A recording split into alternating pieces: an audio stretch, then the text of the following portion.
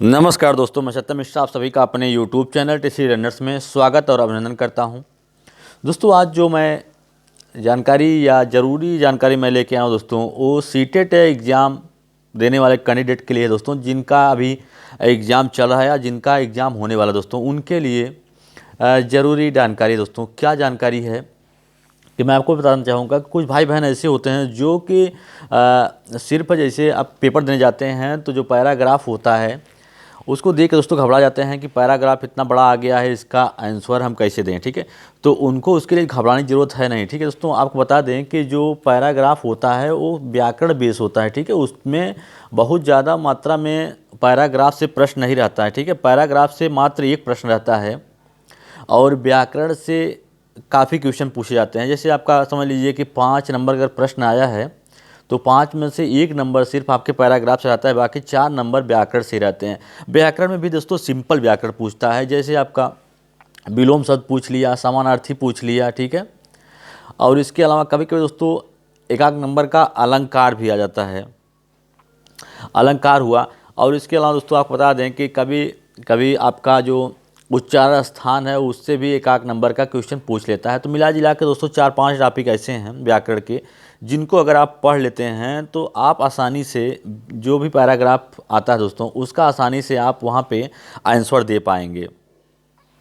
दोस्तों, यही रही जानकारी कि आप उस पैराग्राफ को दोस्तों, चाहे पैराग्राफ इंग्लिश का हो, चाहे हिंदी या चाहे संस्कृत का हो दोस्तों, उसको देख के घबराने की ज़रूरत है नहीं। पूरा व्याकरण जो होता है दोस्तों, पूरा पैराग्राफ ही आपका व्याकरण बेस होता है। अगर आपका व्याकरण अच्छा से तैयार है दोस्तों, सिर्फ 4-5 टॉपिक ऐसे दोस्तों जिसको आपको अच्छे से पढ़ लेना है।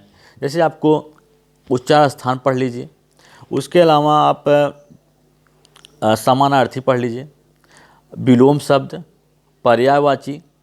ठीक है, तो ये सब दोस्तों 4-5, और एक है अलंकार दोस्तों। इस बार अलंकार से कभी कभी क्वेश्चन पूछ दे रहा है, वो भी मानवीय अलंकार जो दोस्तों वो बहुत ज़्यादा इंपॉर्टेंट हो गया है, उससे रिलेटेड प्रश्न आपके एग्जाम में देखने के लिए मिल रहे हैं। तो मिला जुला के दोस्तों आपका जो भी पैराग्राफ आता है दोस्तों, चाहे गद्य हो पद्य हो, आपको उसको देख के घबराने की जरूरत है नहीं दोस्तों, बहुत ही सिंपल होता है। ठीक है, आप अगर थोड़ा सा भी ध्यान देंगे तो वो सब चीज़ें दोस्तों आसानी से नंबर गेन करने वाले होते हैं। आप आसानी से 10-15 नंबर आसानी से, चाहे दोस्तों हिंदी हो, संस्कृत हो या हिंदी हो, इंग्लिश हो, आसानी से आप अच्छा नंबर प्राप्त कर सकते हैं। आगे जिनका एग्ज़ाम दोस्तों, जिनका हो चुका है उनके लिए कोई बात नहीं, जिनका आगे शिफ्ट में ध्यान है, पेपर है, वो इन सब चीज़ों को दोस्तों ध्यान में दें और पैराग्राफ को देख के घबराएं नहीं कि पैराग्राफ बहुत बड़ा आ गया है तो उसको हम हल कैसे करेंगे। ठीक है, तो उसको आप हल करिए क्योंकि सिंपल होता है।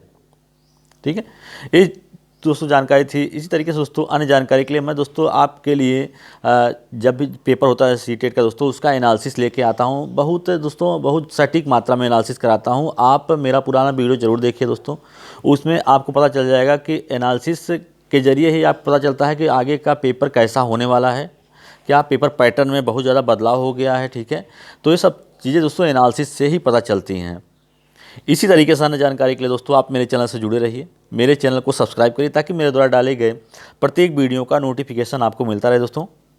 और सीटेट के लिए दोस्तों एक चीज़ और बता दें कि आपके लिए सीटेट जो है प्रीवियस ईयर दोस्तों जो रामबाण है, ठीक है, प्रीवियस ईयर आप पढ़ के जाएंगे तो आप काफ़ी मात्रा में प्रश्न हल करके आएंगे। ठीक है, काफ़ी मात्रा में क्या आप एक अच्छा स्कोर गेन करेंगे क्योंकि प्रीवियस ईयर ही रिपीट हो रहा है दोस्तों। आपको बता दें कि जैसे आपका पेडोलॉजी हुआ, पेडोलॉजी जो है सीटेट का वो मिला जुला के दोस्तों कुछ लिमिट मात्रा में वही पेडोलॉजी बार बार रिपीट हो रहा है, तो सभी को दोस्तों पेडोलॉजी सरल लग रहा है। ठीक है, उसके अलावा जो आपके टॉपिक बेस या कह सकते हैं कि टॉपिक बेस्ड प्रश्न आते हैं वो थोड़ा सा इधर उधर घुमा दे रहा है दोस्तों, तो लग रहा है लोगों को कि काफ़ी परिवर्तन हो गया है। ठीक है, लेकिन ऐसा कुछ नहीं है, वही दोस्तों आपका पुराना सिलेबस ही है। ठीक है, उसी सिलेबस से क्वेश्चन रिपीट हो रहा है। ठीक है, अगर आप पुराना प्रीवियस ईयर दोस्तों अभी तक नहीं पढ़े हैं तो ज़रूर, अगर आपका आगे के शिफ्ट में पेपर है, ठीक है, कल परसों या उसके बाद है, तो आप प्रीवियस ईयर दोस्तों आप पढ़ के जाइए क्योंकि प्रीवियस ईयर जो है सीटेट परीक्षा के लिए दोस्तों रामबाण है। ठीक है,